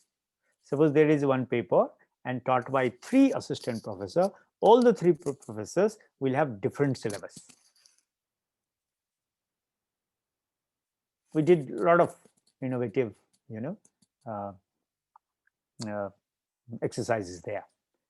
And then once head and dean has approved it, because it doesn't go to the Board of Students School Board, even then 20% of the syllabus you can anytime change. Whenever need arises, or whenever you think, oh, this paper should have been included, or this book should have been included, or this idea should be included, you can do that. Anyway, but see what the students have said.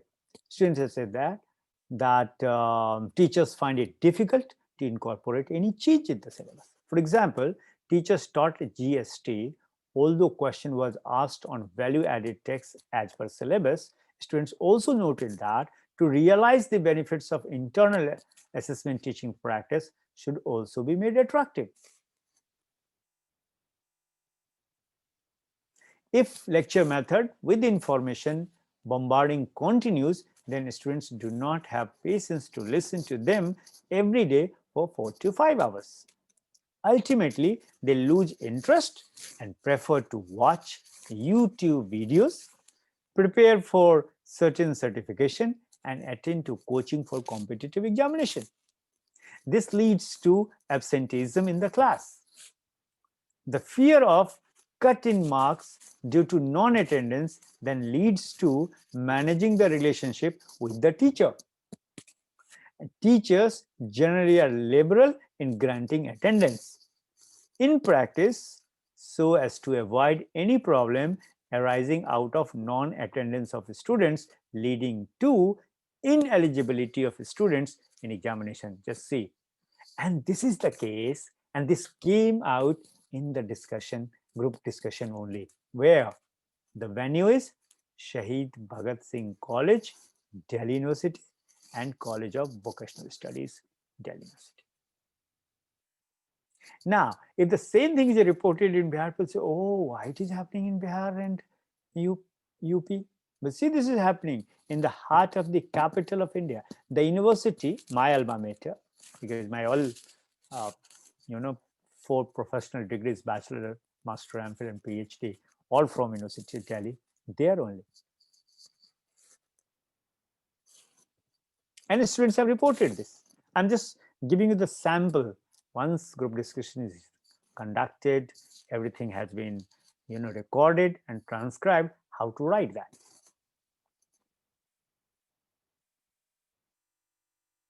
Okay. I mean, certainly I can go on and on, right? But lastly, I say, therefore, an important question arises: should internal assessment be abolished? Currently not. Students are of the view that, this was question, when this question was asked, see what they said. They said, students are of the view that internal assessment should encourage students to explore the creative learning that provides them useful opportunity in life. I'm not saying a researcher is not writing on his own. Researcher is writing on the basis of the discussion that took place in those 2 colleges on so and so date among the students in that group. Further, see what students have said. Creative learning can be encouraged if the undergraduate experience is enriched with varying activities and experiences that satisfies the students and is useful in life after college. And this is certainly not possible through the memory-based class test or assignment that seeks to gather information. Internal assessment should allow teachers to be innovative in teaching and learning practice. However, policy may not be conducive to allow teachers the flexibility to practice curriculum suited to the choice of teachers and students. There is the danger that any such flexibility may lead to anarchy, perhaps the disaster. With such fear, curriculum structure will tend to follow standard practices, and internal assessment may be reduced to test the memory power. Therefore, an important conclusion is that within the limits of curricular structure, the teacher should encourage practical knowledge through presentation, project, quiz, group learning, community-based practice. I mean, I have just shown you that once you organize any group discussion, how to write in a research language. But the statement of the fact will remain same, interpretation could be. Okay. Uh, Similarly, you know what happened when you study, uh, uh, and the same thing, see what happened. Uh, I mean, learning outcomes, culmination versus comprehensive. And this discussion was organized at Hembati Nandan Bahuguna Agarwal University, Srinagar, Uttarakhand. And subject group was students, and students' names are there. Date of the FGD was 24th of May, and then the same presentation is there, but I don't think I'll be able to present that how it is written and how it is presented. But yes, I'll share with you link, and please go through this, because those who want that once it is a transcribed, how to write. Similarly, suppose FGD on student as agency and college as a structure. There is a research. I repeat, student as agency and college as structure. And when he was Damodar College of Economics and Commerce, and then the rationale was written, and then the background was also given, that suppose a group of 35 students studying at the undergraduate and postgraduate level, a question was posed. For example, what is your level of satisfaction from the college on a scale of 1 to 100? The average level of satisfaction was calculated to be 72, and this may be considered rather high level of satisfaction. A further question was posed to the students after the students who do they want to become. All 35 students give an answer which ranges widely from becoming a sport person to run a business, to become a bank manager, to joining teaching profession in the college, to become lawyer, etc., etc. So the student answer range was between 60 to 90%. It means that in terms of their understanding and taking into account the knowledge gained. Now, if that's the fact you have collected on the basis of the questionnaire, you can organize a discussion and you can write. Right? So FDG was conducted in a college to understand student as agency and college as a structure in its interaction. And the whole report you can write on the basis of that, taking sample or the group as a sample in the different locations of the country. Similarly, I have the example because,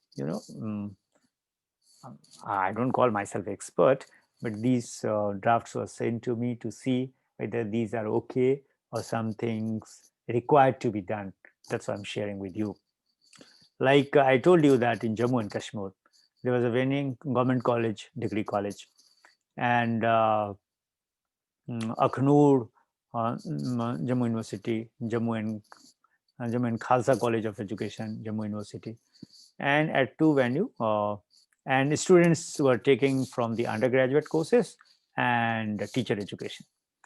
And this was organized on 11th May 2019. And see, what is the discussion point is the first generation learner. Now, so see how you should write. First, you should write the rationale of this.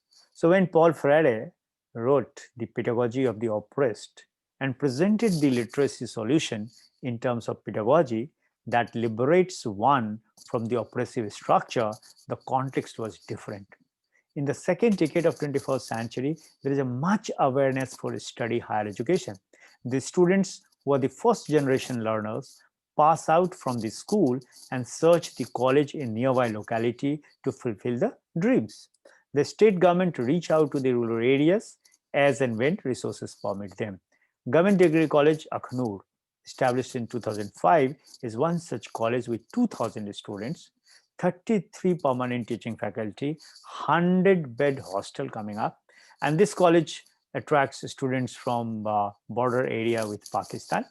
Uh, Sumit Sharma says, I came across this, researcher is writing because I came across this student Sumit Sharma who comes from a village so and so, from so and so, etc., etc., etc.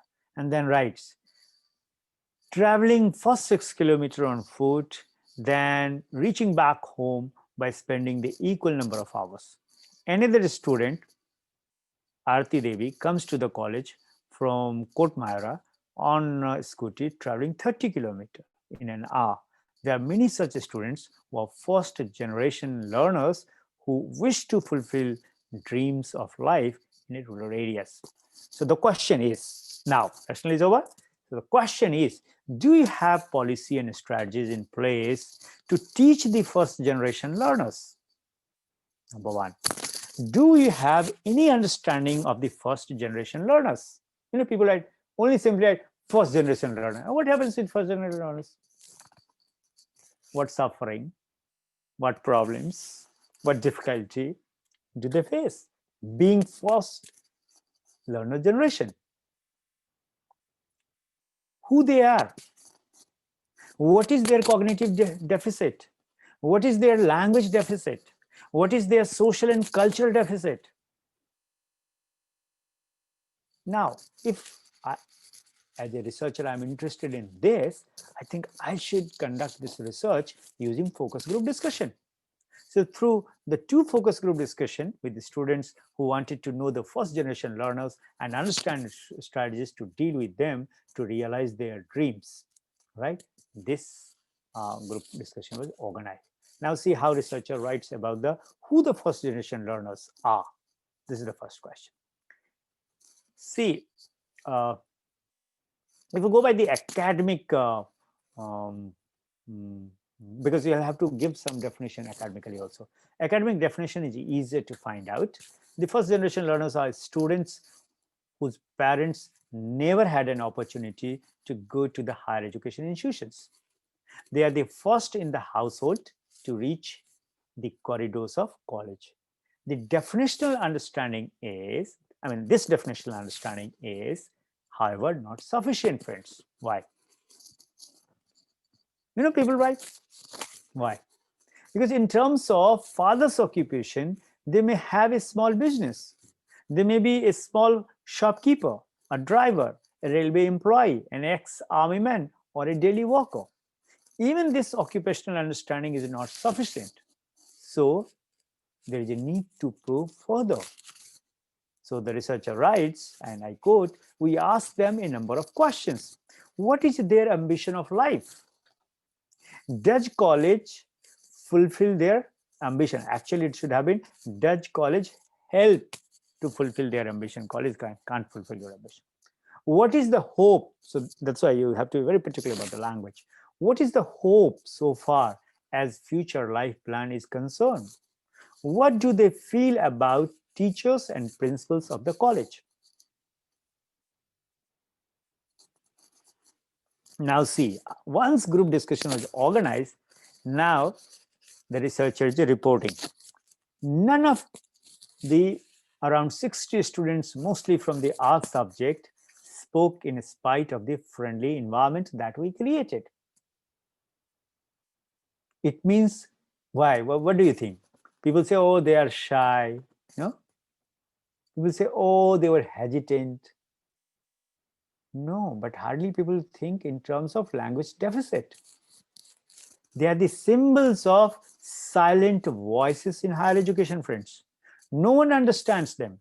No one attempts to understand them, be it teachers at the bottom and policy makers at the top.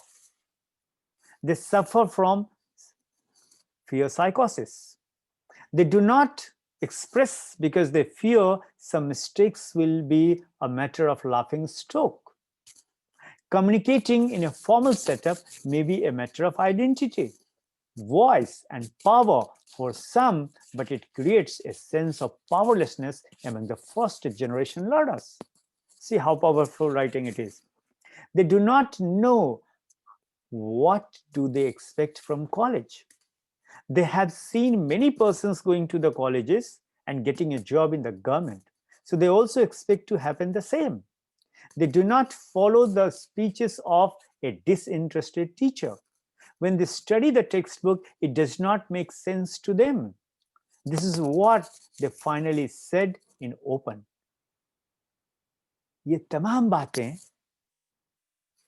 आपको questionnaire से पता नहीं चलेगी, लेकिन जब एक साथ आप बिठा के कई दिनों तक उनसे डिस्कशन करेंगे तो ये चीजें उभर के आई हैं. They said that Hindi teacher expresses empathy and patiently explains to them repeatedly. Students follow them.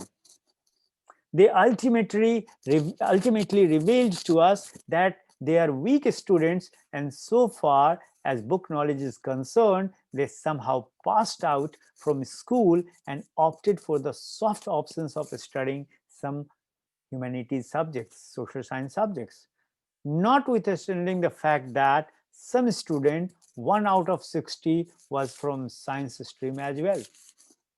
They did reveal that students के लेवल से आकर teacher पढ़ाएं. See, in Hindi what they said, now this research scholar is quoting, meaning that teachers should understand the level of a student and should first address the content deficit of the student. But how to address the content deficit in a given period to hundreds of students in a given time is a challenge for a teacher. Teachers themselves do not know what teaching method will enable them to address all the deficits, content deficits, language deficits, and above all, friends, cultural deficits. हमारे higher education में सब important ही नहीं है. But see what students are saying. And why such kind of study and reporting is important? Because higher education clientele is changing. In many rural colleges, there is a dominance of first generation learners, friends. In urban colleges, there is a mix of students from rural and urban setup. आप दिल्ली में चले जाइए, Saint Stevens, Hindu college और बाकी जो north campus के colleges को छोड़ देंगे तो जो दिल्ली के आउटस्कर्ट्स पे हैं उस सब में मिक्स पॉपुलेशन है. There is a diversified group of good or weak students. So the agency of a student, and if the college environment is conducive, the students of different backgrounds grow together. But a rural setup where there are majority of students from first generation learners, how do they grow? There is perhaps no way to know how will they adapt to the standardized curriculum made at the top of the university administration. All universities in India follow certain standard syllabus made at the top of the university administration. ये देखिए ये analysis है उसकी, researcher की. Reporting तो हो गई. सो 3 तरीके से आप कर सकते हैं. 1, उनकी बातों को रिपोर्ट करिए और अपनी बातों में कह दीजिए. दूसरा, रिपोर्ट भी करिए, एनालाइज भी करिए और क्या करना है वो भी करिए. All the 3. जैसे एम्पैथी के बारे में पूछा कि आपने कहा कि फलाने टीचर आपके साथ एम्पैथी रखते हैं, तो क्या हुआ उसका? तो जब ये सवाल उनसे पूछा गया तो कहते हैं student said that teacher make remarks, इनको क्या पढ़ाना है, ये क्या जज लगेंगे, इन्होंने क्या करना है. I mean, students have reported this. Such negative remarks is against the dignity of any student. Instead, teacher must encourage a student to approach him whenever and wherever possible. ये रिसर्चर खुद नहीं कह रहा, ये स्टूडेंट्स कह रहे हैं.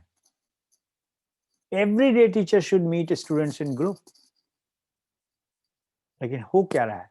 Classroom setup is formal, and outside the classroom, teacher should discuss with the students matters of everyday life and listen to the students. But that provision is not there. लेकिन बच्चों ने एडवाइस दिया था, कहा क्यों, ऐसा करने से क्या होगा, तो सी व्हाट स्टूडेंट सेड, और उसको रिसर्चर कैसे लिखता है. Researcher rights such A caring approach, I mean research की लैंग्वेज में है, but what student said, such A caring approach will develop the self esteem of the student. आप बताइए. And gradually, students will open up and discuss freely subject of interest. Students reported, and the researcher writes in its report, that teachers should not express and create an image of larger than life size. There should not be any arrogance that causes inferiority among students. इसी तरीके से communication के पे उन लोगों ने से बात की गई, मोटिवेशन के क्वेश्चन पे बात की गई, नहीं, और फिर कंक्लूजन करके पे भी बात की गई. और तब जो बीएड के स्टूडेंट्स उसमें थे, without any pedagogical jargon, BEd students ने बड़े सिंपल शब्दों में उन बातों को कहा, और उसको फिर रिसर्चर लिखता है. The focus group discussion brought home the point that the first generation learners are increasingly growing in higher education institutions. Many rural colleges have majority of the first generation learners, and they are voiceless and powerless in the higher education system. At the level of curriculum making, there is no discussion and instruction with respect to curriculum transaction to the first generation learners. Such indifference at the higher level, higher education level, needs to be put up with. The students were of the view that the teachers should actively engage with the first generation learners. They should know who they are. They should remove the fear among them. Teachers should empathize with them. They should develop their confidence and also develop their capacity to communicate. By gradually motivating them, the first generation learners can grow and feel empowered. This is simple but powerful message of students for the first generation learners. Therefore, a proactive policy towards this end is much desirable. Can you imagine? और भी बहुत सारे example हैं, but I would like to stop. Can you imagine कि ये लिया गया agency और स्ट्रक्चर को लेके हायर एजुकेशन के. Why I have shared this with you? Because you will be not the first one who will be doing this, or I am not the first one. People are doing. But such researches are not reported or not in access to the new budding researchers. And therefore, there is a need to have alternative perspective. कि वही चीजें instead of quantitative data, qualitative methodology में उसको capture किया जा सकता है, पकड़ा जा सकता है. See?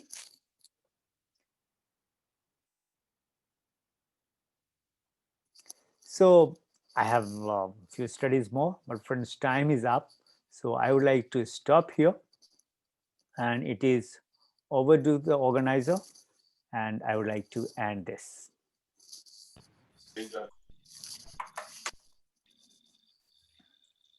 Thank you so much, sir, for your very enlightening session.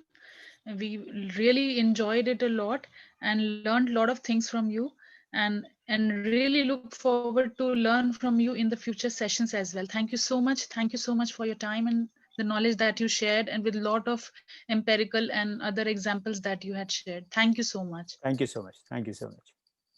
Good night. Good night. I'm leaving.